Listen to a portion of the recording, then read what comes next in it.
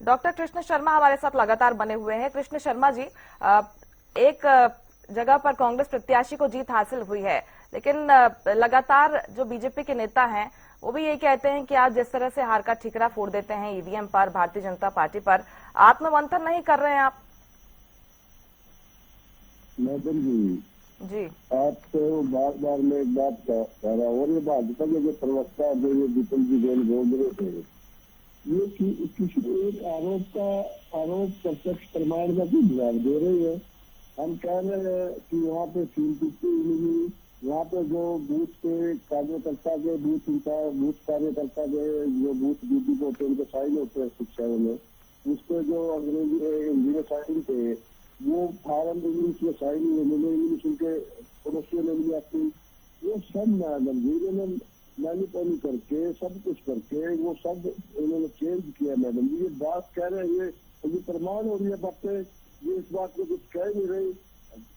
चंडीगढ़ में चुनाव सरेआम रद्द नहीं करी, आप लोगों ने तारीख में उठाया, सुप्रीम कोर्ट ने उसको रद्द किया चुनाव को। वो क्या था, इसके बारे में प्रधानमंत्री ने जश्न मनाया था दिल्ली में, तो ये जश्न मनाते भी था और मतलब अपना आप लगे रहते। 2009 तक है मैडम जी, इनके कैंडिडेटों में 2015 से वोट नहीं आती थी और 3500-4000 तक वोट जिसको आ जाती जिसे अच्छा मानते थे। अब हमारा सांसद है, हमारा विधायक है पंचकूला से, तो हमारे तो वोट 100% गिर जाते हैं, इनके गिरते ही नहीं, इनके बढ़ते हैं नहीं। मैडम जी ऐसा नहीं होता कहीं भी। ये लोग बिल्कुल सिस्टम से चल रहे हैं, ये सारा इलेक्शन को हाईजैक करे। चुनाव आयोग जब तक उसमें सुप्रीम कोर्ट का चीफ जस्टिस उसमें मेंबर नहीं होगा मैडम जी, वो बीजेपी की कठपुतली बना रहेगा। बीजेपी के 2 नेता होते हैं, इसमें विपक्ष का नेता होता है मैडम जी, 2 लोग उसे चुन लेते हैं। विपक्ष का नेता क्या करे, पहले 3 का था जस्टिस, आज सीबीआई का डायरेक्टर चुनने की बात आई तो राहुल गांधी ने उसको नोट दे दिया, भाई मैं इसको पसंद नहीं करता, वो पूरा जान कर देते और उसको चीफ जस्टिस ही देखता है। इनको वहाँ उसको पास करने में मुश्किल आ जाएगी। इसी तरह चुनाव आयुक्त जो बनते थे मैडम जी, इसमें 3 मेंबर होते थे, एक चीफ जस्टिस, सुप्रीम कोर्ट और विपक्ष का नेता और एक प्राइम मिनिस्टर। इन दिनों में कानून बदल के एक कैबिनेट मिनिस्टर उसके कैबिनेट बनाती है, एक मेंबर और एक जैन और एक विपक्ष का नेता चीफ जस्टिस को था दिया। मैडम जी जो इनका जो अर्दली है, जिस अर्दली को ये बनाएंगे वो चुनाव आयोग से, वो तो इनकी भी हजूरी करेगा। तो ये हजूरी से क्या लोकतंत्र जिंदा रह जाएगा? अब तो ये ताड़ी बजा रहे हैं, सभी राष्ट्रीय कैबिनेट इनकी हमें ताड़ी बजा रहे हैं। मैडम जी ये देश को सामंतवाद की तरफ लेके जा रहे हैं। इस देश को मैं तो ये कहूँगा शाही की तरफ लेके जा रहे हैं। आने वाले समय में ऐसा कर देंगे ये देश को, ना तो कोई पत्रकार बोलेगा, ना कोई छोटा मोटा चैनल जो आप जैसे चैनल आज बोलने की हिम्मत रखते हैं ये बोल पाएंगे। नहीं सर, हम तो सवाल रख रहे हैं सर, हमारे मन में जो सवाल है हम बेझिझक रख पा रहे हैं, इतनी स्वतंत्रता है हमें और आगे भी रहेगी कृष्ण शर्मा जी। लेकिन देखिए अब देखिए ना कृष्ण शर्मा जी, कई ऐसे वार्ड है जहाँ पर कांग्रेस के प्रत्याशी भी जीते हैं, वहाँ के बारे में क्या कहेंगे आप? वहाँ पर क्या कांग्रेस प्रत्याशी ने सेटिंग की थी? मैडम जी मैं जो बात करता हूँ, ये 2-4 जानबूझ के उनको छेड़खानी नहीं करते ताकि इनका अगर 100% करेंगे तो मैडम जी इनको पब्लिक इनको जवाब मांगने की क्या कर रहे हो आप लोग? 1-2 का जितना करना चाहिए, जैसे पश्चिम बंगाल में किया, आसाम में किया इन्होंने, कर्नाटक में, केरला में या उधर तमिलनाडु में इनकी कर नहीं सकती। वहाँ इनको जानते नहीं बीजेपी कौन है, क्या है बीजेपी धंधा।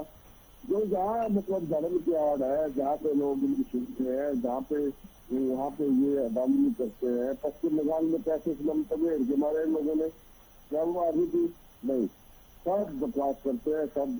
ये जो तीन चुनाव है मैडम जी, नगर निगम के जो 3 है, सोनीपत, अम्बाला, पंचकूला, अस्वीकारी है। हम इसका बिल्कुल इसको स्वीकार नहीं करते। ये लोगों के मत को इन्होंने चुनाया है, ये लोगों के दोषी है, कांग्रेस के दोषी नहीं है, ये विपक्ष के दोषी नहीं है, ये जनता का जो मैंडेट इन्होंने चुनाया है। अब लोग कह रहे हैं पंचकूला की आप लोगों से हम लोगों से बात करिए, वो कह रहे इस वार्ड का जो है ये पार्षद बना, ये जीत ही नहीं सकता था, वोटिंग पे भी कैसे जीत गया? ये मैडम जी अपने आप लोग आवाज उठाएंगे जब हो गई तीर पराली।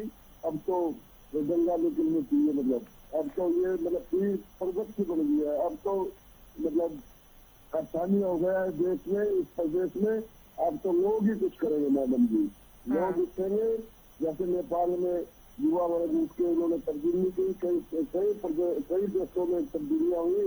हिंदुस्तान में भी अगर ये चोरी सरमाएदार लोग इनके हैं, पूंजीपति लोग इनके मैडम जी, हर संस्था में इनका संख्या लोग घुस गए हैं। ठीक है सर, कहाँ पे करे, कहाँ पे इनका मुकाबला करे कोई? एक्सेप्टेबल नहीं है। ठीक है कृष्ण शर्मा जी, आपने जो आरोप लगाए हैं मैं जवाब ले लेती हूँ।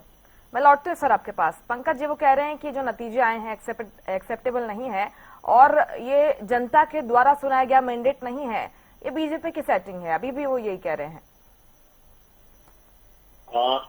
देखिए चविष्का जी, ये हठ धर्मिता है, ये जनता के जनादेश का अपमान है।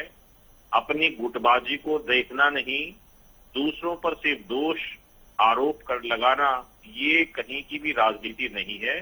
इनको इस राजनीति से बाहर आना होगा, चुनाव में लड़ना है तो।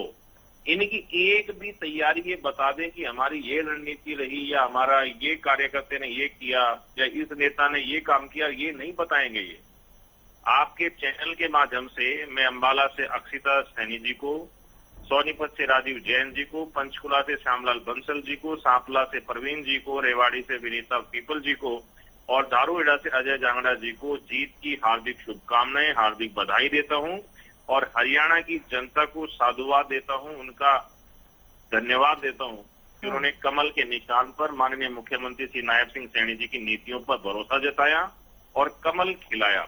अब कांग्रेस के जो निराधार बातें हैं, अब इनके लिए कितना भी कुछ कह लीजिए, कोई बातें नहीं है और जनता इस बात को सुनना भी नहीं चाहती। जनता सुनना चाहती है कि भारतीय जनता पार्टी को जिताया है, अब वो आगे हमारे लिए कैसे काम करेंगे। तो हम अब तेजी से बढ़ते हुए जो शहरों के लिए जो नए निगम निकाय की जो संरचनाएं हैं उन पर काम करेंगे। हम जो आउटर रिंग रोड है उन पर काम करेंगे। जो शहरों के लिए नया मास्टर प्लान होना चाहिए उसको हम तैयार करके अपने शहर वासियों को और हरियाणा की जनता को लाभान्वित करेंगे। हम इन कांग्रेस की जो बेकार की बातें हैं, जो आरोप प्रत्यारोप की राजनीति, हम इससे ऊपर उठकर अपने विकास कार्यों पर काम करेंगे, जनता के लिए काम करेंगे। ये हमसे खुश हो ना हो, हमें कांग्रेस को सर्टिफिकेट देने की जरूरत नहीं है। हमें सर्टिफिकेट देना है कि हम अच्छा काम कर रहे हैं वो जनता को, और जनता ही इसका मैंडेट दे करके कमल खिला करके बार बार में हरियाणा के अंदर और जता भी रही है कि जो हरियाणा के अंदर जो कार्यशैली माननीय मुख्यमंत्री पूर्व में रहे मनोहर लाल जी और अब नायब सिंह सैनी जी लगातार बेहतरीन काम कर रहे हैं। ये बार बार मैंडेट यही दर्शा रहा है कि भारतीय जनता पार्टी विकास की राजनीति कर रही है, काम करने की राजनीति कर रही है। और कांग्रेस हो या बाकी विपक्षी दल हो, ये सिर्फ भ्रम फैलाने की राजनीति कर रहे हैं। तो भ्रम फैलाने की राजनीति वर्सेस विकास का जो पहिया हरियाणा का चल रहा है उसका ये चुनाव था और इसमें विकास का पहिया जीता है। भ्रम की जो राजनीति थी उसकी हार हुई है।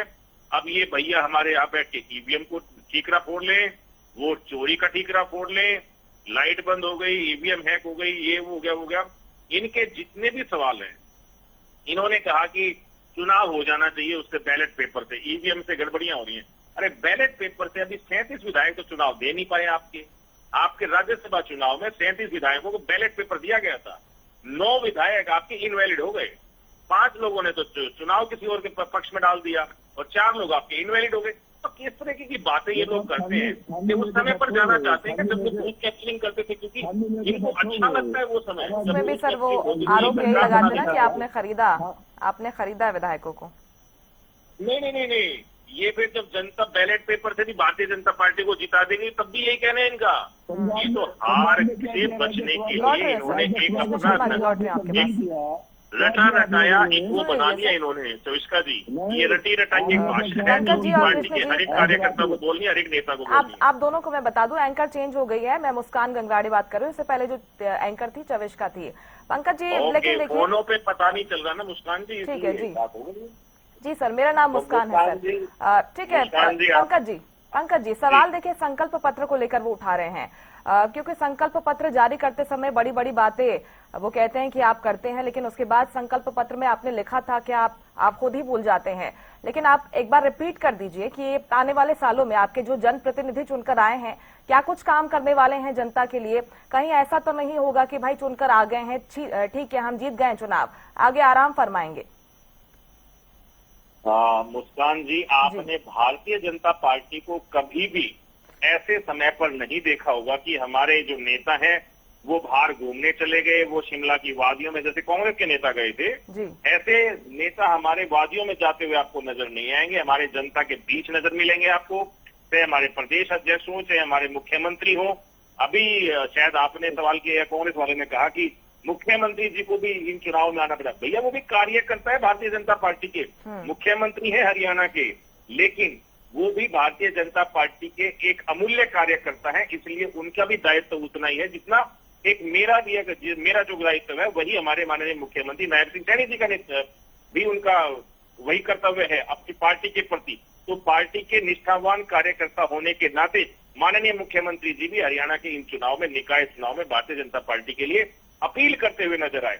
लेकिन ऐसा सिर्फ मौज मस्ती करना, घूमना फिरना, ये कांग्रेस की रीति और नीति रही है, ये भारतीय जनता पार्टी की नहीं है। मैं आज आपके सामने दावे के साथ कह रहा हूं कि हमारे ऊपर आज जो कमल खिलाया हरियाणा की जनता ने, वो एक जिम्मेदारी दी है, वो ताजपोशी नहीं है, वो जश्न का समय नहीं है, ये एक जिम्मेदारी की है। और जिम्मेदारी को हम एक जश्न के रूप में देख रहे हैं कि भाई भारतीय जनता पार्टी को फिर से एक जिम्मेदारी दी गई।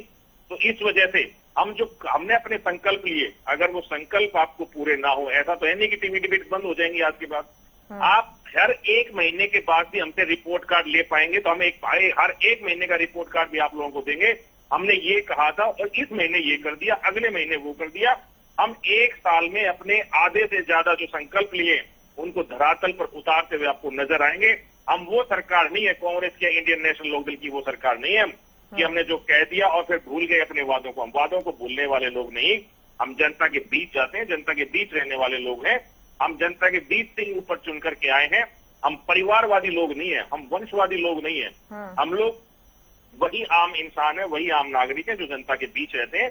ये लोग 5 स्टार होटलों में रहते हैं, ये लोग शिमला घूम के आते हैं, मनाली है, कभी केरला है, कभी जहां भी मर्जी ये लोग घूमते ही रहते हैं। तो भारतीय जनता पार्टी का कार्यकर्ता या जितने भी हमारे मेयर जीते हैं, अगर आप एक भी दिखा दें कि भाई आज जीते थे डॉक्टर पंकज बेनीवाल, आपने डिबेट में कहा था कि ये बाहर घूमने नहीं जाएंगे, अपने काम तो किया नहीं, बाहर घूमने चले गए, ऐसा एक बार भी अगर हो तो आप डिबेट चला देना। हमारे जो जितने भी मेयर बने या पार्षद बने वो सारे जनता के बीच मिलेंगे और जनता के काम करते हुए नजर आएंगे। हम कांग्रेस की तरह आरोप प्रत्यारोप की राजनीति कतई नहीं करते हैं, हम सिर्फ और सिर्फ जनता के काम करते हैं। हमारे जो संकल्प पत्र है वो आपके पास भी है, कांग्रेस के साथियों के पास भी होंगे, इंडियन नेशनल लोकदल के साथी के पास भी होंगे और हरियाणा की जनता के हर एक नागरिक के पास होंगे। अगर काम नहीं हो उस तरीके से जिस तरीके से हमारा संकल्प पत्र है तो हमें आप बता देना, हम पूरी तरीके से आश्वस्त हैं। अगली बार जब हम चुनाव में जाएंगे, इन निकाय चुनाव में, इसी संकल्प पत्र को लेकर के जाएंगे कि हमने पहला संकल्प ये लिए थे वो हमने पूरे कर दिए हैं, अगले संकल्प हमारे आपके क्षेत्र के लिए ये हैं। हम इस तरीके की राजनीति को मजबूती के साथ करते हैं और इसी वजह से हम बार बार में हरियाणा की जनता पर भरोसा जता पा रहे हैं, हरियाणा की जनता हमें जिता भी रही। ठीक है शर्मा जी, आप रखिएगा अपनी बात। कह रहे हैं कि अगर हम कोई वादा करते हैं जनता से तो पूरा भी करते हैं, इसलिए जनता भरोसा करती है हम पर। मैडम जी, जो भी पेपर होते हैं, लीक होते हैं, वो मतलब एक्सपोज हो जाते हैं, वो मतलब लीक हो जाते हैं। जो कहते हम कार्रवाई कर रहे हैं, FIR हो गई है, CBI जांच करती है, बच्चों का भी रिश्ता बर्बाद करते हैं।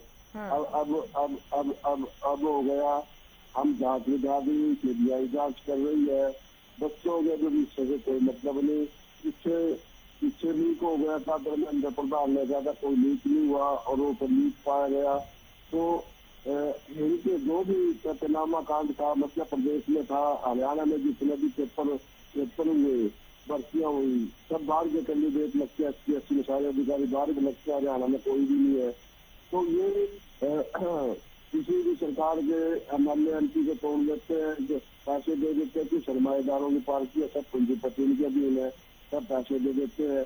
चंडीगढ़ में जो होता है HPSC में जो इनका नागर था, जो HPSC का सेक्रेटरी था, वो वहीं पे गोले लगा रहा था उनको, HCS के और डेंटिस्ट सर्जन के कैंडिडेटों को। ये ईमानदार है। अरे मैडम जी, कल फरीदाबाद में मीटिंग थी उसकी डिस्ट्रिक्ट की, उसमें किसी पार गुजर चिल्ला चिल्ला के कह रहे, चिल्ला चिल्ला के उसके घर में वो पंडित जी भी बैठे हैं, चिल्ला चिल्ला के कह रहे हैं, बोला तुम्हारे कीड़े पड़ेंगे, तुम सारे पैसे खा लिए, हमने करोड़ों खरबों रुपया खा लिया, सारे कीड़े पड़ेंगे। और मैडम जी, जब स्कूल करोड़ों करोड़ों को होता है, अंबारे में करोड़ों करोड़ों को होता है, सारे को करोड़ों करोड़ों खरबों में होते हैं, तो ये बोर्ड कहाँ से जाते हैं? मैडम जी, जैसे एक बच्चा पगले गिरिए तैयारी करता पूरी और उसके 70% आते आते हैं, एक बच्चा कहता है भाई मैंने नकल मार के करना, उसके 90% आते हैं।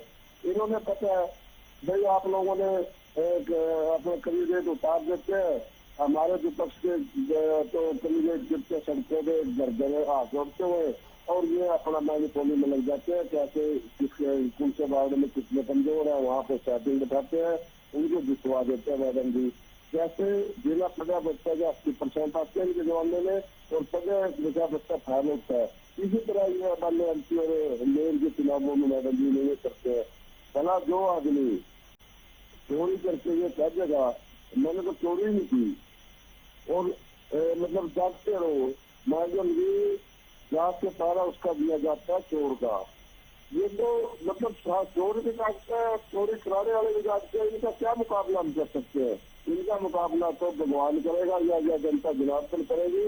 मैडम जी, ये तो 2 मिनट पहले वो काम करते हैं, 2 मिनट पहले ये कहते हैं हम तो आज तक हमने तो भ्रष्टाचार किया ही नहीं, हमारे तो नेता सारे सड़कों पे है। 2 मिनट के बाद वही भ्रष्टाचार इनके मंत्री अपने मुंह से बोलते हैं। राव नरेंद्र सिंह क्या कहता था मैडम जी? राव नरेंद्र जो गुड़गांव का है वो कहता था भाई जो BBPS ने ये कैंसिल कर दिए, सारे कब्जे हटा दिए, लेकिन थानेदार वो जो है वो मंत्री लेते हैं, वो फिर वीडियो लगा देते हैं, भाई ये करते हैं।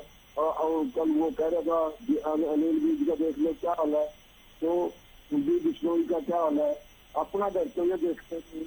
जब इनके घर में विद्रोह है, वोट नहीं है मैडम जी, भ्रष्टाचारी लोग हैं, इनका सारी मतलब गिनती को उठती है लगातार, और इनके मिनिस्टर इनका आरोप लगा रहे संग्राम में, तो वोट कहाँ है? वोट नहीं है, वोट नहीं है, वोट सारी डिसाइड करते हैं, सारी चेंजिंग करते हैं मैडम जी। जब भ्रष्टाचार नहीं है तो अनिल उस पर शिवपाल गुर्जर पर कार्रवाई करे, उसके मंत्री पद से बर्खास्त करो। वो बीजेपी की 50 सरकार का आरोप लगा रहा है, अगर कांग्रेस आरोप लगाती है तो ये कहते हैं इनकी आदत है, जब इनके मिनिस्टर आरोप लगाते।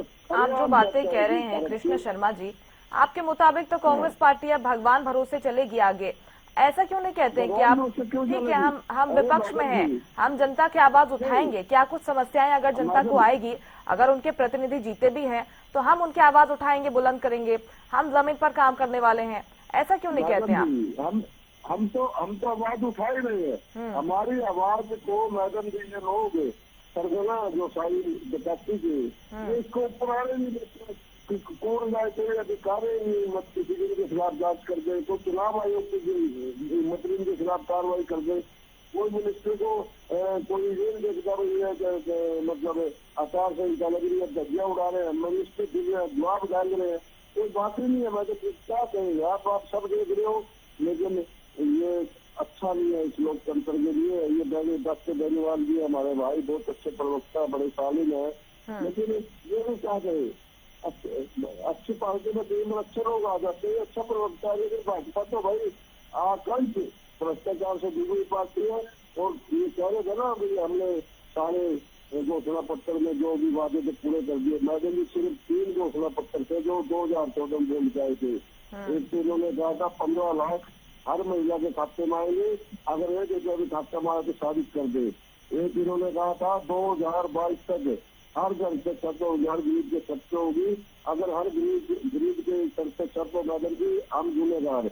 और एक इन्होंने कहा था प्रधानमंत्री को लोकपाल के अधीन लेकर आएंगे, लोकपाल भी लेकर आएंगे, कोई लोकपाल भी इन्होंने योगी जी ने किया।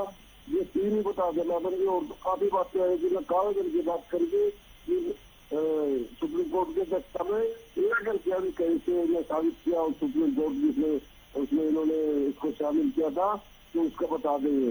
ये सब बरमदार फैलाने वाले जो लोग हैं, जिम्मेवार लोग हैं और बड़े लेवल पर जो मीडिया है मैडम जी, वो सारा इनके आने मिलाता है और कोई भी अगर कानून के या किसी भी पक्ष में कोई गलती हो जाती है उसको उजागर किया जाता है। और इनके नेता किसके पास गुजर भी मैडम जी आप जैसे चैनल तो उठा रहे हैं तो राष्ट्रीय लेवल पर चैनल नहीं उठा रहा, क्योंकि अगर ये उठाएंगे तो इनकी लोकप्रियता उसी दिन खत्म हो जाएगी।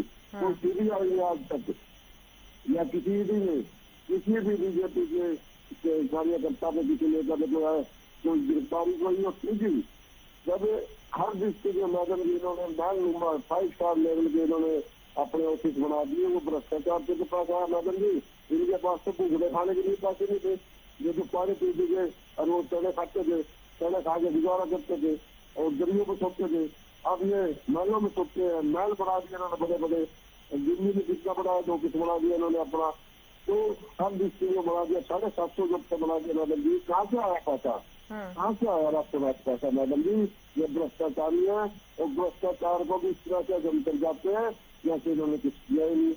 गिरगित को भी माफ कर दिया इन्होंने। और कांग्रेस अरे भाई लगा लो आरोप, राहुल गांधी का मुगल भी चले गई, राजशाही भी चली गई, भाजपा भी चली जाएगी मैडम जी, भाजपा भी चली जाएगी। भ्रष्टाचार का मुद्दा बार बार वो उठा रहे हैं डॉक्टर पंकज बेनीवाल जी, और जो कृष्णपाल गुर्जर का बयान आया है उसको लेकर लगातार आरोप लगाए जा रहे हैं कि अगर आपके मंत्री खुद कहेंगे कि निगम को भ्रष्टाचार का अड्डा बनाकर रखा है, इस तरह के आरोप उनकी तरफ से लगाए जा रहे हैं, यानी कि आप खुद मान रहे हैं कि भ्रष्टाचार है, निगम में व्याप्त है, कैसे डिफेंड करेंगे इसे? देखिए मुस्कान जी, उन्होंने सीधा सीधा अधिकारियों के बारे में बोला कि जो सरकार योजनाएं लेकर के आती है वो धरातल पर उतारने में अधिकारी लापरवाही क्यों करते हैं। ये सीधा सीधा अधिकारियों के लिए था। सरकार की तरफ से कोई कमियां नहीं है, जनता बिल्कुल खुश है सरकार की नीतियों से। मैं बार बार बात कहता हूँ आपको, नीतियों से हमारी नीतियां बिल्कुल स्पष्ट है जनता के काम करने की। अगर कोई भी अधिकारी कितना ही बड़ा अधिकारी क्यों ना हो, उसको जनता का काम करना ही पड़ेगा। इसीलिए उन्होंने सीधा सीधा अधिकारियों को कटघरे में खड़ा किया कि भैया आप लोगों को जो जनता का पैसा आया, अगर जनता का पैसा आप लोग खाएंगे तो गलत है और उन पर सख्त से सख्त कार्रवाई भी होगी। तो निश्चिंत रहे, इसमें तो एक मीटिंग थी और मीटिंग में जो भी चीजें सामने, क्या आज से पहले कांग्रेस के इनके यहाँ घोटाले हुआ करते थे? क्या किसी कांग्रेस के नेता ने कभी ये कहा कि घोटाले ना करो, हम पकड़ लेंगे? ये भारतीय जनता पार्टी की नीति और नीति है कि हम बड़े से बड़े अधिकारियों को पकड़ लेते हैं और जेल में डालने का काम भी करते हैं। तो जो भी भ्रष्टाचार में लिप्त अधिकारी मिलेगा, चाहे वो कितने बड़े लेवल का क्यों ना हो, वो सारे के सारे सलाखों के पीछे मिलेंगे। मुस्कान जी, जो कृष्णपाल गुर्जर जी ने कहा है वो बिल्कुल ठीक कहा है। अगर अधिकारी लापरवाही करेंगे, वो इतनी बड़ी नीतियां लेकर के आते हैं जनता के लिए। फरीदाबाद की जो बात करूं, फरीदाबाद की जो स्मार्ट सिटी बनाने की हम जो बातें करते हैं, वो हम परियोजनाओं को नीचे धरातल पर जब लेके जाते हैं, अधिकारी वहां लापरवाही करेंगे तो लापरवाह अधिकारियों पर भी सरकार जो है सख्त से सख्त कार्रवाई करेगी। आप निश्चिंत रहें। तो इसमें डिफेंड करने या ना डिफेंड करने वाली बात नहीं है। हमारे माननीय कृष्णपाल गुर्जर जी ने बिल्कुल स्पष्ट और सख्त लहजे में उन अधिकारियों को चेताया है कि या तो सुधर जाएं, काम करना स्टार्ट कर दे जनता का, नहीं तो उनको वो भी नपेंगे। वो भी एक जैसे एक अपराधी होता है, उसी अपराधी के श्रेणी में उन अधिकारियों को भी लिया जाएगा।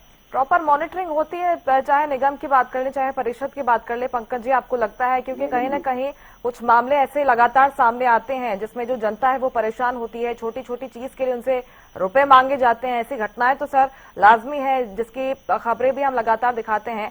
मॉनिटरिंग ठीक हो रही है या फिर इसे और दुरुस्त किया जाएगा आगे? नहीं, और बेहतरीन तरीके से मॉनिटरिंग की जाएगी। जो भी चीजें आप लोगों के चैनल के माध्यम से सरकार के संज्ञान में आती हैं, उन पर लगातार तुरंत कार्रवाई की जाती है, क्योंकि आपका चैनल भी एक सजग चैनल है और बार बार चीजें दिखाता है कि ये यहाँ हो रहा है और सरकार उस पर तुरंत कार्रवाई करती है। और फिर उसके ऊपर आप लोग भी स्टोरी चलाते हैं कि हमने ये दिखाया तो सरकार ने 24 घंटे के अंदर इस पर कार्रवाई कर दी। तो सरकार पूरी सजगता के साथ काम कर रही है, सहजता के साथ काम कर रही है और जनता की भलाई के लिए जितने भी बरकत प्रयत्न भारतीय जनता पार्टी से हो सकते हैं वो सब हम कर रहे हैं। और जो ये घूसखोरी की आप बातें कर रहे हैं, ट्रांसपेरेंसी हमारा एक मेन मुद्दा है कि हम ट्रांसपेरेंसी के साथ काम करें। और ट्रांसपेरेंसी में कोई भी अगर बीच में गड़बड़ी करेगा तो उन अधिकारियों को पकड़ती भी है सरकार और जेल के अंदर भी डालती है, चाहे वो किसी नगर पालिका की बात हो, नगर निगम की बात हो, चाहे कोई तहसील की बात हो। यही सब चीजों में आप लोग आपका जो इशारा है वो इसी साइड है। तो इन तीनों जगहों पर भारतीय जनता पार्टी की सरकार तब से बनी है, कितने अधिकारियों पर कार्रवाई की है, आप मैं एक डाटा भी बनवा के निकलवा दूंगा अगली डिबेट में जब हम कभी मिलेंगे तो मैं डाटा भी निकाल के दूंगा कि किन किन अधिकारियों को घूस लेते पकड़े गए और वो आज सारे जेल के अंदर। और एक डाटा ये भी लेके आऊंगा कि कांग्रेस के कार्यकाल में कहां कहां घूसखोरी होती थी और उन पर कोई कार्रवाई नहीं की जाती थी। आज ये भारतीय जनता पार्टी की सरकार है, बदलता हुआ हरियाणा है, बदलती हुई सरकार है। अब ऐसी बातें नहीं होंगी कि कोई अधिकारी गड़बड़ी कर देगा और वो चैन की सांस ले पाएगा। तो जनता का पैसा है, जनता के पैसे का तक काम करना ही पड़ेगा। खुद के पैसे बनाएगा जनता के पैसे से तो फिर वो जेल की सलाखों के पीछे ही होगा। शर्मा जी, आपके समय में तो अपराधियों को बचाया जाता था, भ्रष्टाचार व्याप्त था, लेकिन कोई कार्रवाई नहीं होती थी। अगर कोई घटना संज्ञान में आती है, बीजेपी की सरकार है जब से, तो कार्रवाई तो होती है। और वो कह रहे हैं कि मेरे पास डेटा है, मैं आपको डेटा भी पहुंचा दूंगा, आंकड़ों के साथ पहुंचूंगा। अब मैं आपके पास है कोई आंकड़े कि जब आपके समय में ऐसी घटनाएं होती थी तो क्या कुछ कार्रवाई हुई है और कैसे इस पर कंट्रोल किया आपने? मैडम जी, सबसे पहले मैं एक लाइन की एक बात बताता हूँ आपको जी। कोई भी सरकार है उसमें सारी जो पैसे की पावर होती है वो अधिकारियों के पास होती है, IAS अफसरों के पास, कमिश्नर और सेक्रेटरी के पास होती है। तो वो इस पैसे का मिस यूज और यूज करते हैं। मिस यूज भ्रष्टाचार में आता है, यूज उसका पब्लिक लोगों को लाने के लिए आता है। मैडम जी, हमारी सरकार में अगर अधिकारी करते थे तो हम मिनिस्ट्री का भी इस्तीफा लेते थे। जब मिनिस्टर, हालांकि मिनिस्टर को क्या पावर है, अधिकारी ही इसको लगाते हैं, उसके टेंडरिंग करते हैं। यहाँ 200 करोड़ का मामला फरीदाबाद में 5 साल पहले नील शर्मा जी ने उठाया। उसके जाके विधानसभा में इसमें सारे आरोप प्रत्यारोप लगे और बात ठीक हुई कि जो काम 200 करोड़ रुपया जो हजम किया गया वो तो टेंडर के द्वारा वो काम हुए नहीं। वो तो वैसे ही अधिकारियों ने, जो वहाँ के कमिश्नर थे, वो थे, जो नेता लोग थे, CMO से जुड़े लोग थे, वो पी गए इसको। अब फिर वो 200 करोड़ में बार के कितने जेल में, ये बीजेपी का प्रवक्ता बताएगा। अब मैडम जी फिर भ्रष्टाचार व्यापक है। इनके खुद अनिल जी ने 2500 करोड़ का कर्मी घोटाला बताया, इससे कितने FIR दर्ज हुई। धान घोटाला मैडम जी हर साल 5-5 हजार करोड़ का होता है, इसमें क्या कार्रवाई की? रजिस्ट्री घोटाले में क्या कार्रवाई की? मैडम जी कुछ दिन के लिए बोलते हैं, फिर हरियाणा की जनता लोग हैं, बोल जाते हैं, कोई बात नहीं करती है, समझते हैं ये बात ही नहीं गई। अब मैडम जी जो ये सत्यपाल गुर्जर के पास जो माल नहीं गया, दूसरे बीजेपी के CMO उसमें जो माल जाता है, क्या बीजेपी अधिकारी की हिम्मत है 200 करोड़ कर जाए? नहीं कर सकता, किसी की हिम्मत नहीं है। लोकल नेताओं की कोई पूछ रही है, सारा माल इस पर ऊपर जा रहा है, कहाँ जा रहा है, बीजेपी का प्रवक्ता जाएगा, कोई कार्रवाई नहीं हो रही किसी के पर भी, कहीं कार्रवाई हो रही। भ्रष्टाचार में ऐसा मैडम जी कोई महकमा नहीं, तो बैंक के जो डिपार्टमेंट में कैश होता मैडम जी, प्राइवेट बैंकों में जमा कराया, वो पैसा भी आपके चैनल के माध्यम से डिबेट होगी 500 करोड़ रुपया हासिल करके, और ये 155 करोड़ दिए पंचकूला के इसमें कमिश्नर ने जमा कराओ, वो खत्म।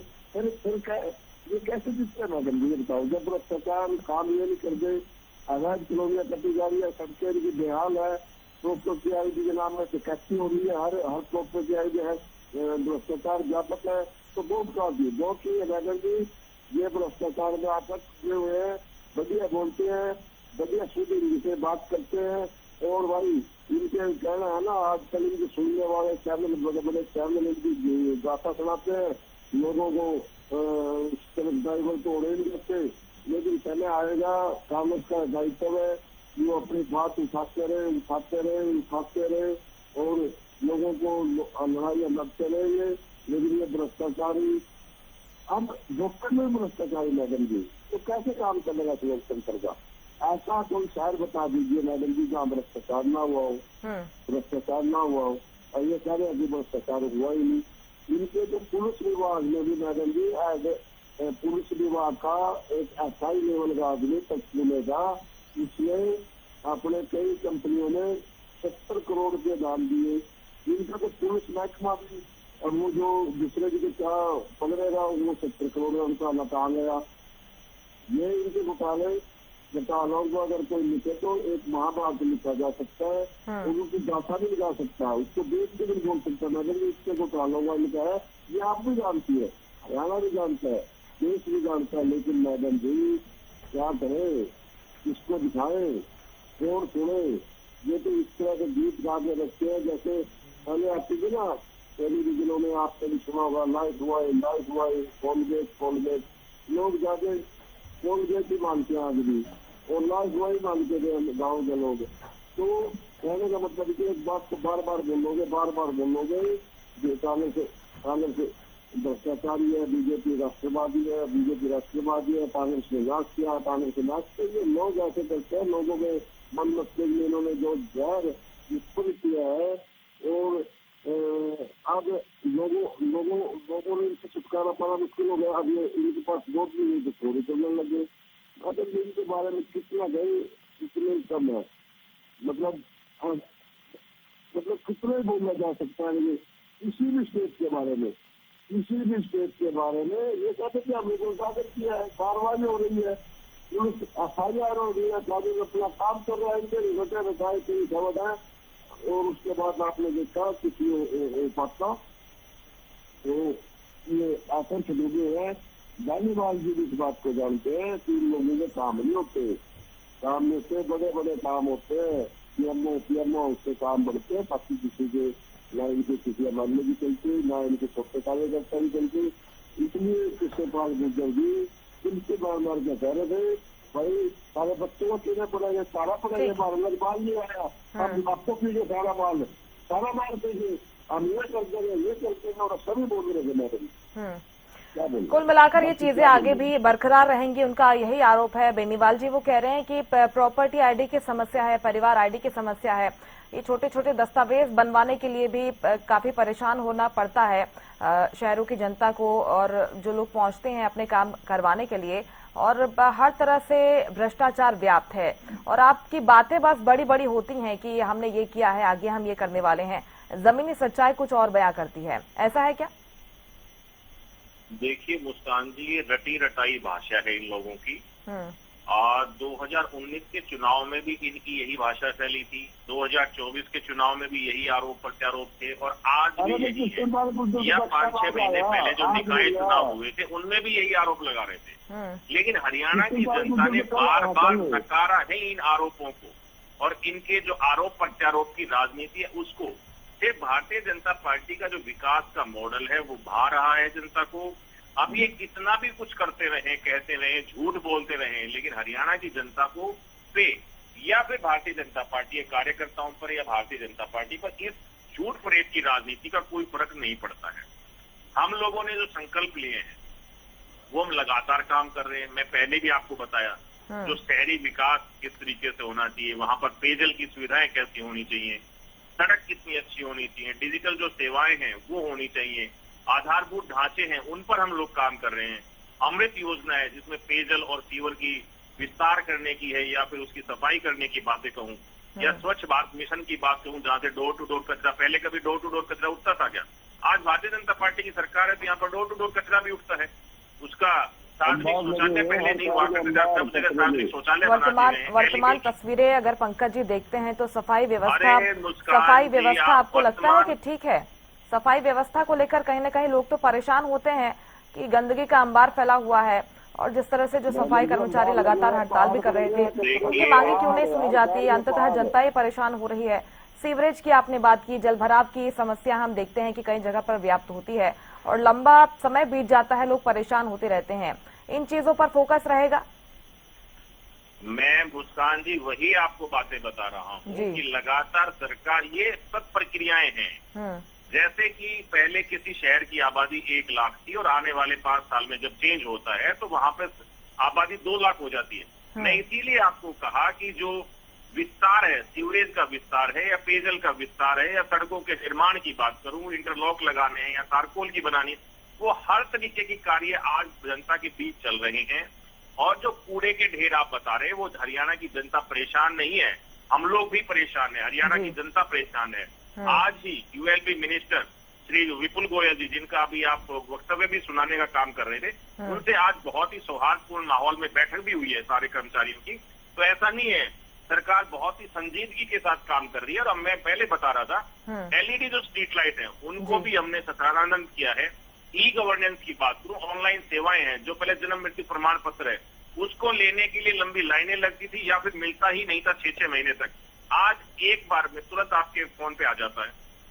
प्रॉपर्टी टैक्स की बात करें, पहले प्रॉपर्टी टैक्स भरने के लिए आपको कमेटी के अंदर जाना पड़ता था, लेट हो गए तो तहसील में जाना पड़ेगा, अब आप अपने फोन से कर सकते हैं।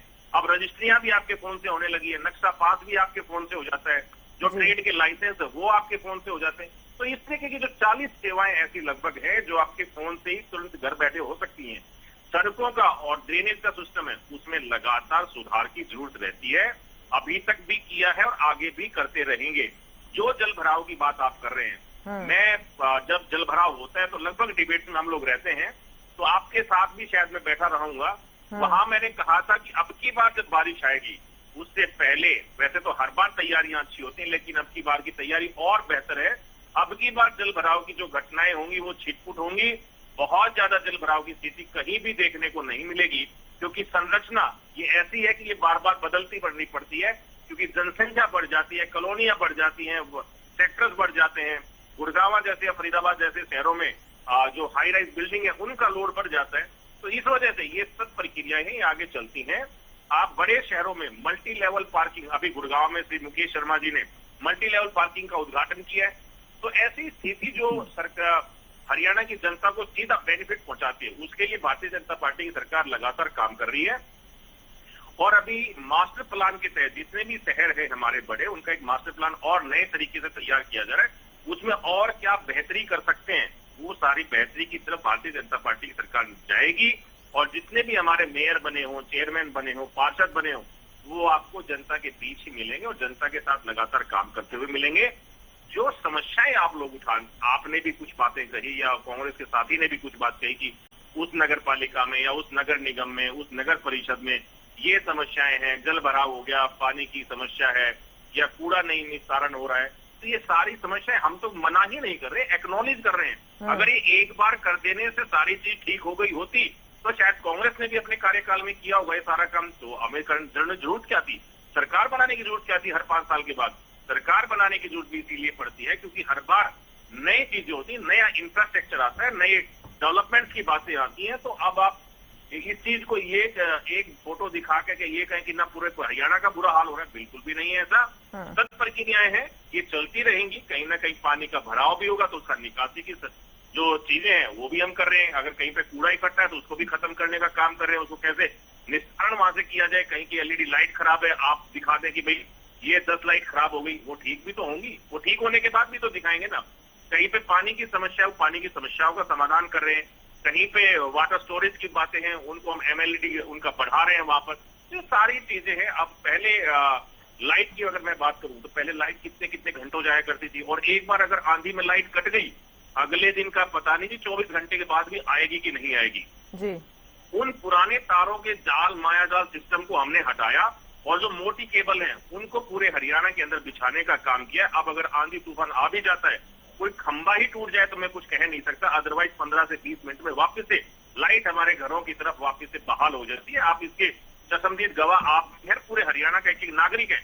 अगर भारतीय जनता, जितना कांग्रेस ने कमियां निकाल दी, अगर इतनी कमियां भारतीय जनता पार्टी में होती या भारतीय जनता पार्टी के कार्यकाल में होता ये सब इतनी कमियां, तो जनता जी क्यों बार बार चुनती? तीसरी बार सरकार बनाई है, जो कि आज तक कभी हरियाणा के अंदर 3 बार सरकार किसी की बनी नहीं। भारतीय जनता पार्टी की सरकार अगर तीसरी बार बनती है और वो भी पहले मैंडेट से कहीं ज्यादा, 2014 में जब सरकार बनती है भारतीय जनता पार्टी की, माननीय मोदी जी के नेतृत्व में, मनोहर लाल जी के नेतृत्व में, तब जनता ने इसलिए सरकार बनाई थी कि भूपेंद्र सिंह हुड्डा साहब अच्छा काम नहीं कर पा रहे थे या कांग्रेस अच्छा काम नहीं कर पा रही, चलो अब की बार भारतीय जनता पार्टी को मौका दे देते हैं। 2019 में भी मौका दिया, लेकिन जब 2024 आता है तो तीसरी बार की सरकार आप समझ सकते हैं। ये लोग समझते थे कि एंटी इनकम्बेंसी जो है पूरी भारतीय जनता पार्टी के खिलाफ आज चल रही है पूरे हरियाणा प्रदेश के अंदर, लेकिन हरियाणा की जनता ने प्रो इनकम्बेंसी के साथ हरियाणा की सरकार जो तीसरी बार भारतीय जनता पार्टी की सरकार बनाई और माननीय मुख्यमंत्री श्री नायब सिंह सैनी जी के नेतृत्व में लगातार हरियाणा विकास के पहिए पर चल रहा है। विकसित भारत जो परिकल्पना माननीय मोदी जी ने देखी है, हरियाणा भी विकसित हरियाणा 2047 तक आप सबके आंखों के सामने होगा। हमने स्मार्ट सिटी बनाने की बात की है, तो स्मार्ट सिटी की तरफ हम निकल रहे हैं। ये सारी चीजें हमारी आज हरियाणा को और बेहतरी की तरफ ले जाने के लिए है, और हरियाणा की जनता का जो प्यार और आशीर्वाद लगातार हमें मिल रहा है, वही हमारा बूस्ट ऑफ एनर्जी है कि हम अपने एनर्जी बूस्ट करते हैं उससे, और फिर से हरियाणा की जनता के लिए नए काम तरीके से करने लग जाते हैं। ये विकास की राजनीति है, ये विनाश की राजनीति नहीं है। कांग्रेस के साथी आज विनाश की राजनीति, भ्रम की राजनीति पर चले हुए हैं, लेकिन विकास की राजनीति का रास्ता हरियाणा की जनता ने चुना हुआ है, और वो विकास की जो राजनीति है वो सिर्फ हरियाणा की जो भारतीय जनता पार्टी की सरकार है वो कर रही है। हरियाणा के अंदर आपने कहा कि संकल्पों को जमीन पर उतारने की, मैंने तो आपको पहले ही बताया, 24 फसलों को, यानी कि हरियाणा के खेतों में उगने वाला एक एक दाना एमएसपी पर खरीदा जाए। किसने कहा था? क्या भूपेंद्र सिंह हुड्डा साहब ने कहा था, या कांग्रेस ने कहा था, इंडियन नेशनल लोकदल ने कहा था? किसी ने नहीं कहा। किसने? किसी किसान की भी डिमांड शायद ऐसी नहीं रही होगी, लेकिन ये भारतीय जनता पार्टी ने कहा, किसानों के दर्द को समझते हुए माननीय मुख्यमंत्री जी ने कहा, नायब सिंह सैनी ने, कि 24 फसलों को एक एक दाना जो हरियाणा का होता है किसानों का, वो हम एमएसपी पर खरीदेंगे। और खरीद रहे। हमने कहा कि हम 48 घंटे के अंदर आपको किसानों का पैसा किसानों के खातों में होगा, कोई भी बिचौलिया नहीं होगा। नहीं हो रहा। 48 घंटे के अंदर किसानों के खातों में पैसा पहुंच जाता है जी। आज 6,000 रुपए सालाना किसानों के खातों में माननीय मोदी जी किसान सम्मान निधि भेजे। क्या किसी की डिमांड थी? क्या किसानों को देने का अगर किसी ने काम किया तो माननीय मोदी जी ने किया। आज हम कहते हैं कि लाडो लक्ष्मी योजना, क्या भूपेंद्र सिंह हुड्डा साहब का बयान था क्या, या किसी और का बयान था? हमारा संकल्प पत्र था कि लाडो लक्ष्मी योजना या लागू करेंगे और हमारी बहनों को 2100 की सम्मान राशि देंगे। आज दे रहे। लेकिन अब जब हम काम भी करने लग जाते हैं, लेकिन सिर्फ पेट में दर्द किसके होता है, परेशानी किसको होती है, वो सिर्फ होती है कांग्रेस के साथियों को। कुछ तो बात होगी उनके वादों में, दावों में, कि जनता बार बार भरोसा कर रही है। ठीक है पंकज जी, लेकिन कृष्ण शर्मा जी वो यही कह रहे हैं कि कुछ तो बात होगी ना हमारे वादों की, और जिसके कारण जनता उन पर भरोसा करती है। हमने काम किए हैं धरातल पर, वो काम दिखे हैं जनता को, इसलिए जनता एक बार फिर से हम पर भरोसा कर रही है, और जो नतीजे हैं हमारे पक्ष में आए हैं वो तो यही कह रहे हैं। और आखिर क्यों ऐसा होता है कि जो सीटें काफी मुश्किल मानी जाती थी, लगभग इम्पॉसिबल मानी जाती थी कि बीजेपी वहां पर जीत हासिल करेगी, वहां पर भी बीजेपी को जीत मिल रही है, और आपके लिए मुश्किल होता जा रहा है अपने आप को डिफेंड करना? मैडम जी, ईमानदारी से मैं आपसे भी चाहूंगा कि आप भी निष्पक्ष हो गए, मेरी बात का जवाब भी आपने भी देना होगा। 2014 के बाद जो चुनाव हुआ, चाहे वो प्रदेश का हुआ, चाहे वो केंद्र का हुआ, सरकार का हुआ, लोकसभा का, 2014 के बाद 19 में चुनाव हुआ मैडम जी।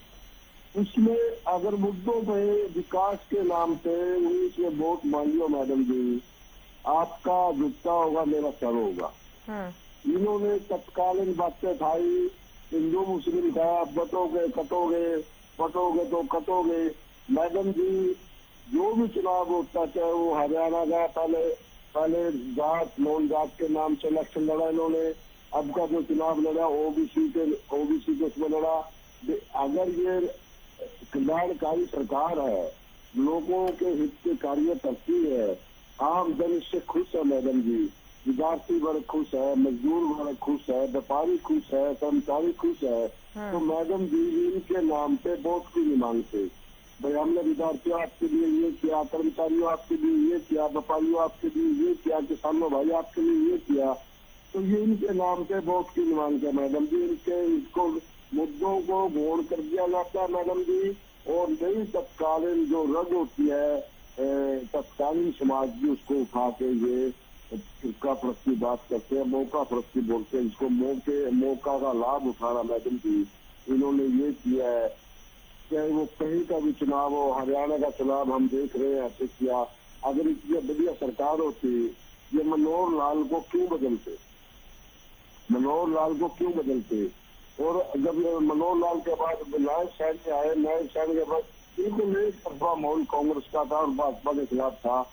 मुख्यमंत्री ने खुद कहा, CID से बार दिन में 20 रिपोर्ट ली इन्होंने चुनाव के दिन भी, और उन्होंने खुद कहा कि भाई हम जीत रहे हैं, हम सरकार है, व्यवस्था में हमारे हाथ में है, हमने सब व्यवस्था कर दी है, हम जीत रहे हैं। मैडम जी, अगर व्यवस्था करने वाले कि लोकतंत्र का और लोगों के बस का क्या औचित्य रह जाता है। ये तो व्यवस्था से इलेक्शन जीतते हैं मैडम जी, कोई तत्वों में जीते। अब महिलाओं के लिए लाडो लक्ष्मी लेके आए, इनके मैनिफेस्टो में मैडम जी क्या था, 18 साल से लेके 60 साल की महिलाओं को हम लाडो लक्ष्मी का फायदा देंगे, सब किस्म के देंगे। तो 90 लाख महिलाएं बैठती है मैडम जी 18 साल से लेके 21 साल तक, और इन्होंने दिया किसके, कम से कम 10 लाख लोगों, 10 लाख महिलाओं को, बहनों को इन्होंने दिया। तो बाकी 21 साल से लागू किया, और उसमें भी कई कैटेगरियां कर दी भाई, 50,000 तक आमदनी होनी चाहिए, फिर 1 लाख तक होनी चाहिए, अब 1,80,000 तक होनी चाहिए। मैडम जी जब इन्होंने वादा किया था सभी महिलाओं को 18 से लेकर 60 तक की सभी महिलाओं को मिलेगी, 90 लाख महिलाओं को मिलना चाहिए था, 10 लाख को मिल रहा है। तो क्या इनके बारे में समझे? ये मैडम जी आप मेरी बात समझिए, मैं जो कह रहा हूँ, ये मुद्दों पे विकास के नाम पे कोई सा चुनाव नहीं लड़ रहे, कोई सा भी। अभी इन्होंने बंगाल में लड़ा, वहाँ पे घुसपैठ दिए, हिंदू मुस्लिम। तो ये मैडम जी देखो, अगर आप इस तरह से इसे करेंगे, जातिगत इलेक्शन को लेके जाएंगे, और तत्कालीन जो मुद्दे थे, जो विकास किए थे सरकारों ने या उसने जितनी सरकार की स्टेट में थी, उनकी बातों को उठाओगे नहीं, क्योंकि उनकी बातों में आपको वोट नहीं मिलेंगे। क्योंकि लोग विकास को तो देख ही रहे हैं, ना विकास हुआ है, ना कोई मुद्दे हुए हैं, तो उनको उससे वोट देगा नहीं कोई। तो इसलिए तत्कालीन मुद्दों को चुनते हैं मैडम जी, और लोगों को दरबा के उसको वोट ले जाते हैं। और हम जा रहे हैं इनके पास, इन्होंने हिंदुस्तान की नवजी को देख लिया है, तो लोगों के काम तो करने नहीं, इनको तो वास्तव में लगा के रखिए। देखिए अब प्रधानमंत्री और बीजेपी के लोगों के मैडम जी 4 दिन से सुर बदल रहे हैं। अरे विदेशों में मत जाना, 1 साल तक सोना मत खरीदना, पेट्रोल आजादियों में मत बाहर निकलना पड़े तो बसों में जाना, ये करना। मैडम जी इतनी बड़ी तूफानी राहुल गांधी जी ने घोषणा की थी, इतना बड़ा भयंकर हिंदुस्तान के अंदर तरक्की जोड़ने वाला है बंदी का, कि हमें उठना मुश्किल हो जाएगा। लेकिन 4-5 चुनावों के देखते हुए बंगाल और आसाम को जीतने के लिए मैडम जी इन्होंने उसको दबाए रखा। उसका रिजल्ट आने के बाद आपको लगता है कृष्ण शर्मा जी कि निकाय चुनाव में, हरियाणा के निकाय चुनाव में भी कुछ ऐसा ही हुआ है? क्योंकि तैयारियां तो सर काफी अच्छी थी, आपने एक लीड लेते हुए पहले अपना मैनिफेस्टो भी आपने पहले जारी किया, उम्मीदवारों का चयन भी आपने पहले जारी कर लिया, और लग रहा था कि इस बार जो जमीनी स्तर पर कांग्रेस पार्टी काफी मजबूती से चुनाव लड़ने वाली है। आपके मैनिफेस्टो को भी देखें तो काफी अच्छे वादे आपने जनता के लिए किए थे। स्वच्छता और कचरा प्रबंधन की आपने बात की, सड़क और यातायात सुधार की बात की, जल निकासी की बात की, इसके साथ ही सुरक्षा व्यवस्था को और दुरुस्त किया जाएगा, भ्रष्टाचार मुक्त शासन हम लेकर आएंगे। ये तमाम वादे आप जनता तक क्या पहुंचा नहीं पाए सर? क्या कुछ कारण रहे सर कि एक बार फिर से वही हार मिली है? मैडम जी ईमानदारी की बात कहना चाहता हूँ, बिल्कुल पंचकूला में हम लोग वही थे, हर बूथ पे थे, हर जगह फिरे, सब ड्यूटियों को हम देख रहे थे। बिल्कुल ये धर्म को मानने वाले लोग हैं मैडम जी। ये तो धर्म क्योंकि माता मनसा है, वहाँ पे इन्होंने अगर वोट चोरी ना की होती या गड़बड़ ना की होती मैडम जी, कांग्रेस का कैंडिडेट कम से कम 30-35 हजार वोटों से लीड करता। हम 12 का हम जीत रहे थे और सोनीपत का मुकाबले में थे, लेकिन जीत वहाँ भी हमारी थी। इन्होंने मैडम जी ईमानदारी से कह रहे हमें, ये आपका पक्ष है सर, ये आपका पक्ष है। उनके पक्ष के मुताबिक कांग्रेस पार्टी में आपसी संघर्ष चल रहा है, गुटबाजी है, वही है हार का कारण। नहीं कोई हमारी गुटबाजी नहीं है। सभी नेता हमारे सभी अपने अपने लेवल पे सभी जिसका और होता है उतना करके जाता है। लेकिन मैडम जी आप इस बात को क्यों नहीं बोल रहे कि 18,000 वोटों का प्रमाण सिद्ध हमने चुनाव आयोग को दिया पंचकूला में, इसमें क्या कार्रवाई हुई? 2 घंटे तक सीसीटीवी कैमरा बंद रहा मेन सिस्टम को, इसके बारे में आप चर्चा क्यों नहीं कर रही? इसके बारे में सर हमने खबरें लगातार दिखाई, और जो बयान एसडीएम की तरफ से, जो अधिकारियों के तरफ से सामने आए, वो बयान भी हमने चलाए। वो तो ये कहते हैं कि डिस्प्ले बस बंद था, कैमरा हमेशा से चालू थे, और लगातार जो अधिकारियों की टीम है वहां पर मुस्तैद थी। जो आरोप बीजेपी की तरफ से लगाए जा रहे हैं, वही आरोप मैं रख रही हूँ आपके सामने, उस पर आप जवाब दीजिए, फिर मैं आप जो आरोप लगा रहे हैं उसका जवाब ले लूंगी।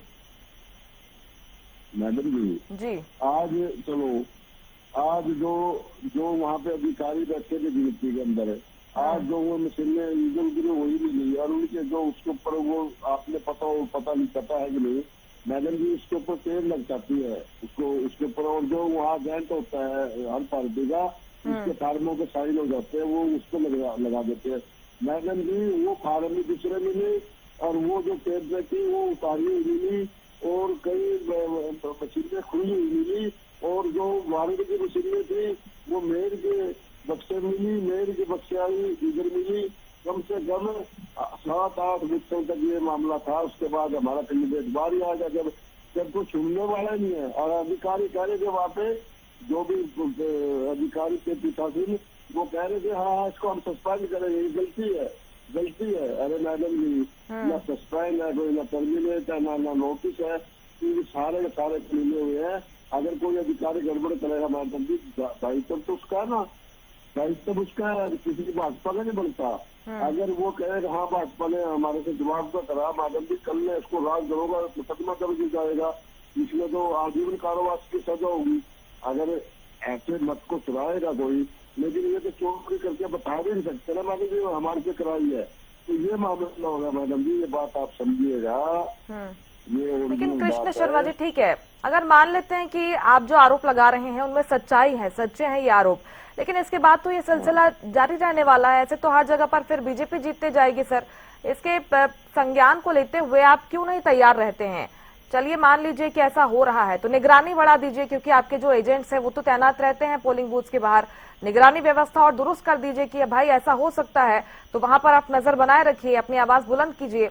जनता कैसे समझेगी सर? जनता तो नतीजे देख रही है ना। मैडम जी, इसके जो चुनाव था, इसके चुनाव आयोग सेंटर का ये निर्धारित करता था कि एक तो वोटर वोट डालते हैं उसकी गोपनीयता बनी रहे, और एक जो एजेंट थे उनके साइन हो, उनके देख रेख में मशीन को चेक किया जाए। और जब वोटिंग पूरी हो जाती है मैडम जी, उसके बाद भी उसको जब बंद करते हैं मैडम जी, उसमें फार्म लगता है और उस पर साइन होते हैं एजेंटों के। उसके बाद वो फिल होके उसमें टेस्टी में चली जाती है मैडम जी। उसके बाद वो स्ट्रॉन्ग रूम में आती है। स्ट्रॉन्ग रूम का क्या चुनाव आयोग का फार्मूला मैडम जी मैं बता देता हूँ। सिर्फ उसको एक गेट होती है मैडम जी, एक गेट, और उसके चौं दिशा में उसके चारों तरफ कैमरे अंदर होने चाहिए और उसके अंदर के कैमरे बाहर होने चाहिए, जो बाहर अदालत बैठते हैं मैडम जी। पहले क्या होता था जब ये कैमरे नहीं थे, हम लोग भी बैठे उसमें, तो हम बाहर बैठ जाते थे मैडम जी। हमने सामने लुकड़ी दिखती थी, लुकड़ी में मशीनें बंद कर देते थे और वो सामने एक कार्यकर्ता सो जाता था, दूसरा उसकी जगह बैठ जाता था मैडम जी। अब इन्होंने सारे कार्यकर्ताओं को बाहर बिठाना शुरू कर दिया, बाहर मैदान में, यानी, और उसके जो कैमरे होते हैं मैडम जी, उसकी सारे जो कैमरे लगे हुए हैं 5 या 10 जो भी है, उनकी सारी एक स्क्रीन पे आ जाता है जहाँ सभी कार्यकर्ता बैठते हैं मैडम जी। तो ये आपके मुताबिक जो सारा खेल हो रहा है स्ट्रांग रूम के अंदर हो रहा है? ये स्ट्रांग रूम के अंदर हो रहा है मैडम जी। स्ट्रांग रूम के एक गेट के अलग कोई भी उसमें झांकी कुछ नहीं होती थी। ऐसे लॉकअप होता है, जैसे बैंक में लॉकअप होता है, पैसे को सुरक्षित रखा जाता है, गहनों को सुरक्षित रखा जाता है, इस तरह से लॉकअप उसको बोलते हैं मैडम जी। ये तो किस्से उतार के उसमें जो बढ़ के इन्होंने बदल दी है सारी। ये देखिए आप वहां जाइए, करिए, क्यों नहीं दिखा रहे सर? हम सारी बातें हमारे आरोप है, उसको दिखाए, अपने कैमरे में दिखाए, आप लोगों को मीडिया का बुला के दिखाए भाई कांग्रेस तो बोल रही है बातें, तो हम झूठे पड़ जाएंगे। और नहीं तो झूठे मैडम भाजपा है, भाजपा हम नहीं है ये। और ये सब तक करते रहे, कैसे काम चलेगा? देश करता है ना, ऐसे नहीं चलेगा मैडम जी, कुछ नहीं होने वाला। ऐसा तो हम कहते रहेंगे और ये कहते रहेंगे कांग्रेस आरोप लगा रही है। अरे मैडम जी 40% वोट ही है हमने हरियाणा के अंदर है। हमारे लोकसभा का सांसद है आपके पंचकूला से, हमारा विधायक है कांग्रेस का वहाँ से, कैसे हट गए हम? बोलिए, ये बकवास कर रहे हैं, सारी बातें झूठ बोल रहे हैं। इन्होंने सारा प्लान किया है और ये सभी कार्य बना देश है, इसको स्वीकार ये इन्होंने अपने मत से वोट चुराई है। अगर मैडम जी आगे के लिए भी मैं कहना चाहता हूँ आपके चैनल माध्यम से, चुनाव आयोग जब तक लक्ष्य नहीं उठाएगा विपक्ष पे और सरकार पे, जब तक उसके नट का ड्रिल नहीं होगा मैडम जी, ये सरकार है तो निरंकुश होती है, चाहे वो कोई सरकार हो मैडम जी। और निरंकुश का वो जनता का हनन करती है, लोकतंत्र का नाश करती है। इसलिए टीएन शेषन जैसे, टीएन शेषन मैडम जी नाम सुना होगा आपने जी। मुझे नहीं पता आपकी उम्र कितनी है, लेकिन जो भी 89 के बाद के लोग हैं, जो 89 में वोटर थे, वो जानते हैं टीएन शेषन ने मैडम जी ऐसा कर दिया था, हल्के स्टेट डिस्ट्रिक्ट के डीएम को भी डर रहता था कि तेरा सस्पेंड का लेटर ना आ जाए। मतलब इतनी सख्ताई थी कि अधिकारी एक दूसरे पर नजर रखते थे, पर्यवेक्षक भी, भाई ये गलती नहीं कर रहा। लेकिन अब तो मैडम ना पर और आपके मुताबिक अब ऐसा हो गया है कि चुनाव आयोग बीजेपी के कठपुतली बन गया है। पंकज जी, आपका जवाब इस पर क्या रहेगा? पंकज जी, सब कुछ एक प्लानिंग के तहत हो रहा है और जो हरियाणा निकाय चुनाव के नतीजे आए हैं वो भी उस प्लानिंग के तहत आए हैं। आपने सरकारी मशीनरी का गलत इस्तेमाल कर जो मैंडेट है अपने पक्ष में करवाया है, अभी भी वो इसी पर कायम है। देखिए मुस्कान जी, ये हरियाणा की जनता की प्लानिंग थी कि भारतीय जनता पार्टी को जिताना है और कमल का फूल खिलाना है, विकास की राजनीति को आगे बढ़ाना है, माननीय मुख्यमंत्री नायब सिंह जैनी जी की नीतियां जो हैं उन पर मोहर लगानी है, माननीय प्रधानमंत्री यशस्वी श्री नरेंद्र मोदी जी की नीतियों पर मोहर लगानी है। तो बिल्कुल जनता की तैयारियां थी, बिल्कुल मना नहीं करूंगा मैं इस चीज के लिए। जनता तैयार थी और जनता ने 2014 के बाद से मन बना रखा है और अपना तैयार बैठी है जनता। जब भी चुनाव होगा अब भारतीय जनता पार्टी को ही मौका देंगे। जो राहुल गांधी जी के नेतृत्व में जो मेरे कृष्ण भाई हैं, इनकी पार्टी 100 चुनाव हार चुकी है और जब से भूपेंद्र सिंह हुड्डा साहब को कमान मिली है हरियाणा में, तब से लगातार कांग्रेस हार रही है। तो राहुल गांधी में और भूपेंद्र सिंह हुड्डा में ही एक आपस में कंपटीशन चल रहा है कि कौन कितने चुनाव हरवाएगा, मैं देश में और मैं प्रदेश में। तो इस तरीके का कंपटीशन आपस में ही इनमें बना हुआ है, पहली बात। दूसरा, राहुल गांधी जी आए, अभी चुनाव के दौरान ही आए, गुटबाजी साफ साफ देखने को मिली।